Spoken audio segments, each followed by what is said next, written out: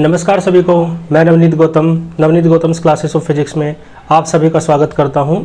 तो जैसा कि आप सभी देख सकते हैं, बीएससी 5th सेमेस्टर फिजिक्स में आप पढ़ने वाले हैं आज से क्वांटम मैकेनिक्स। क्वांटम मैकेनिक्स जो है आपका बीएससी का जो आपका पेपर 2 है, जिसका नाम है क्वांटम मैकेनिक्स एंड स्पेक्ट्रोस्कोपी, उसका पार्ट ए है। ठीक है, तो पार्ट ए को आज से हम स्टार्ट करने जा रहे हैं, क्वांटम मैकेनिक्स को। तो इसके अंतर्गत क्वांटम मैकेनिक्स क्या होती है ना, क्वांटम मैकेनिक्स की उत्पत्ति कैसे हुई, ये सब चीज़ें आज के इस इंट्रोडक्टरी बेसिक लेक्चर में हम समझेंगे और साथ में समझेंगे कि सिलेबस में कौन कौन सी यूनिट है। तो जैसे कि आप सभी देख सकते हैं, क्वांटम मैकेनिक्स का मीन्स क्या हुआ, इंट्रोडक्शन टू माइक्रोस्कोपिक वर्ल्ड।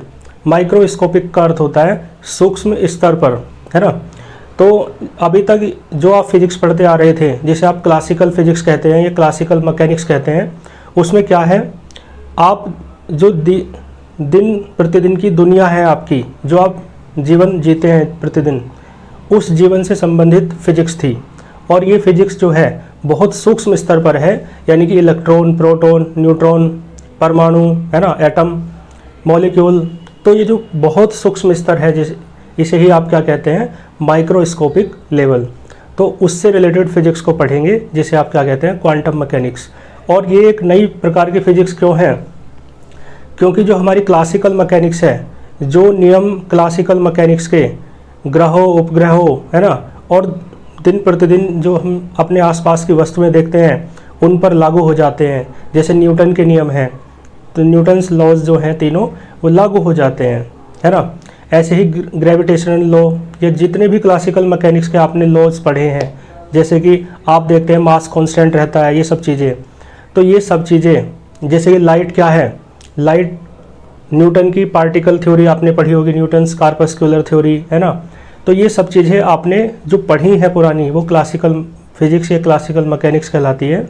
और न्यूटन के बाद जब साल 1900 का दौर आया, तो जैसे रिफ्लेक्शन ऑफ लाइट है ना, आपने पढ़ा होगा प्रकाश का परावर्तन, रिफ्रैक्शन ऑफ लाइट है प्रकाश का अपवर्तन, फिर interference of light, diffraction of light. तो इन्हें एक्सप्लेन करने में समस्या आई। जैसे कि आपने एक और पढ़ा होगा थर्मल फिजिक्स में, ब्लैक बॉडी रेडिएशन, वो भी एक्सप्लेनेशन उसकी भी नहीं हो पा रही थी पुरानी थ्योरी के माध्यम से। ठीक है, और स्पेक्ट्रा, जो एटॉमिक स्पेक्ट्रा है, जो स्पेक्ट्रम है परमाणुओं के, उनकी भी एक्सप्लेनेशन नहीं हो पा रही थी। तो यानी फिजिक्स में ऐसे बहुत सारे प्रिंसिपल्स और बहुत सारी थ्योरी आने लगी, जिनकी एक्सप्लेनेशन पुरानी फिजिक्स के द्वारा नहीं हो पा रही थी। इसलिए एक नई फिजिक्स की आवश्यकता थी। तो उस फिजिक्स को क्या नाम दिया गया, क्वांटम फिजिक्स या क्वांटम मैकेनिक्स। और क्वांटम नाम क्यों दिया गया, साल 1900 में जर्मन साइंटिस्ट मैक्स प्लांक ने क्वांटम थ्योरी दी। क्वांटम थ्योरी में क्या था आप सभी जानते हैं, वो आपने पढ़ा होगा 4th सेमेस्टर में।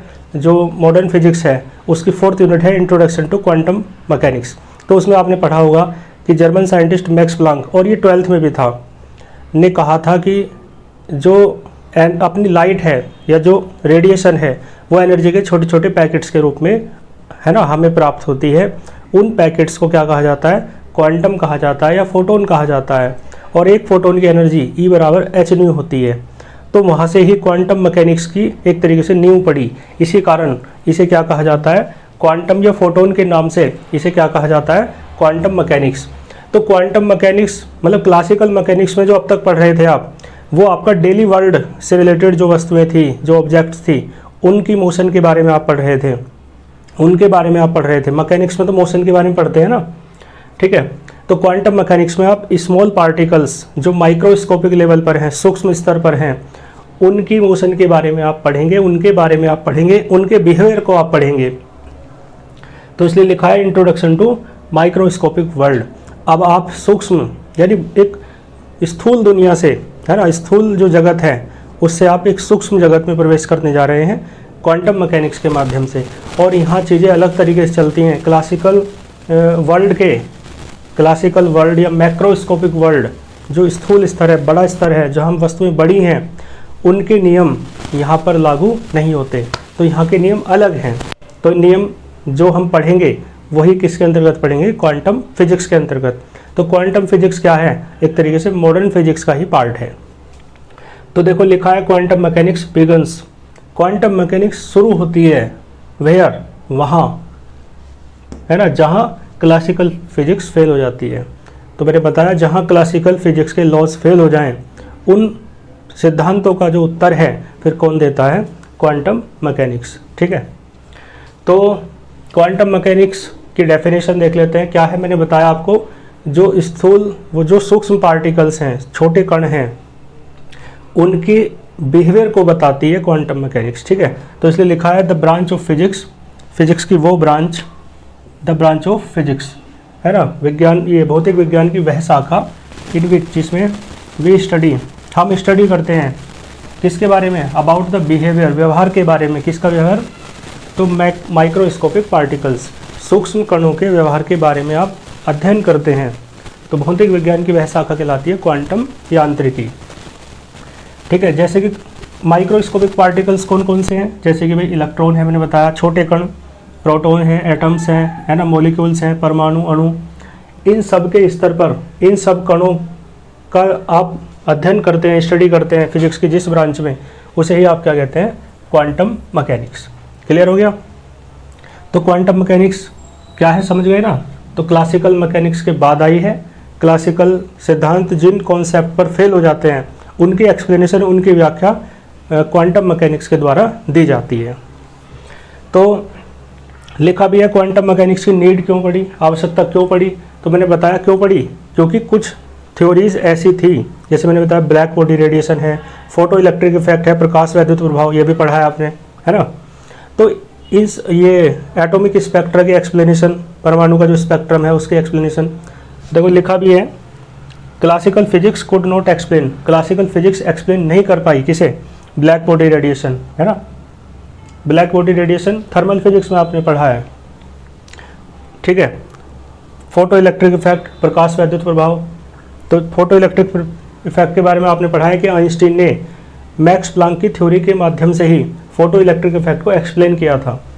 और प्लांक का जो क्वांटम सिद्धांत है वो तो क्वांटम मैकेनिक्स का ही पार्ट है। तो समझ रहे हो, नए नए सिद्धांतों की आवश्यकता पड़ी, और वे जो नए सिद्धांत हैं वो क्वांटम थ्योरी के बेस पर हैं या क्वांटम थ्योरी से रिलेटेड हैं। इसी कारण इसे क्वांटम मैकेनिक्स के अंतर्गत रखा गया, जो 1900 के बाद के इस तरीके के सिद्धांत थे, जैसे ना, जैसे कि प्लांक की क्वांटम थ्योरी या डी ब्रोगली हाइपोथेसिस पढ़ा है ना। डी ब्रोगली का जो सिद्धांत था कि जो मैटर होता है वो भी वेव की तरह बिहेवियर करता है, या फिर एक विचार वो कि लाइट की ड्वेल नेचर होती है, प्रकाश जो है द्वैती प्रकृति रखता है, कण की तरह भी, पार्टिकल की तरह भी, और वेव की तरह भी, तरंग की तरह भी। ठीक है, तो ये सब जो बातें हैं ये सब मॉडर्न फिजिक्स यानी क्वांटम मैकेनिक्स की हैं। ठीक है, तो ब्लैक बॉडी रेडिएशन को एक्सप्लेन नहीं कर पाई classical physics, photo electric effect, प्रकाश वैद्युत प्रभाव को भी नहीं कर पाई। एटॉमिक स्पेक्ट्रा, आपने रदरफोर्ड का मॉडल पढ़ा होगा, रदरफोर्ड के अनुसार, है ना, क्या था कक्षाओं में ऑर्बिट्स में इलेक्ट्रॉन घूमते हैं, और जबकि जो स्पेक्ट्रा देखते हैं तो वो डॉट डॉट, है ना, इस तरीके का आता है, उसमें लाइन कटी हुई होती हैं। तो ऐसा क्यों आता है, तो रदरफोर्ड उसकी एक्सप्लेनेशन नहीं दे पाए थे, तो उसकी एक्सप्लेनेशन नील्स बोहर ने अपने एटॉमिक जो मॉडल है उसके हेल्प से दिया था। तो जो नील्स बोहर का एटॉमिक मॉडल है वो भी एक तरीके से क्वांटम मैकेनिक्स के अंतर्गत ही आता है। हाइजेनबर्ग का अनसर्टेनिटी प्रिंसिपल वो भी क्वांटम मैकेनिक्स का पार्ट है। कॉम्पटन इफेक्ट वो भी इसका पार्ट है, क्वांटम मैकेनिक्स का, है ना। तो स्टेबिलिटी ऑफ एटम, रदरफोर्ड के अनुसार तो क्या था, एनर्जी धीरे धीरे कम हो रही थी, जब, है ना, घूमेगा तो एनर्जी खर्च होगी तो हायर ऑर्बिट से लोअर ऑर्बिट में आएगा, लोअर से फिर आते आते वो न्यूक्लियस में गिर जाएगा। लेकिन ऐसा होता तो नहीं है, इसलिए रदरफोर्ड स्टेबिलिटी ऑफ एटम को एक्सप्लेन नहीं कर पाए थे, जो बोहर के एटॉमिक मॉडल के द्वारा एक्सप्लेन हो पाई। ठीक है, और वो बोहर का एटॉमिक मॉडल भी किससे रिलेटेड था, प्लांक के क्वांटम प्रिंसिपल से।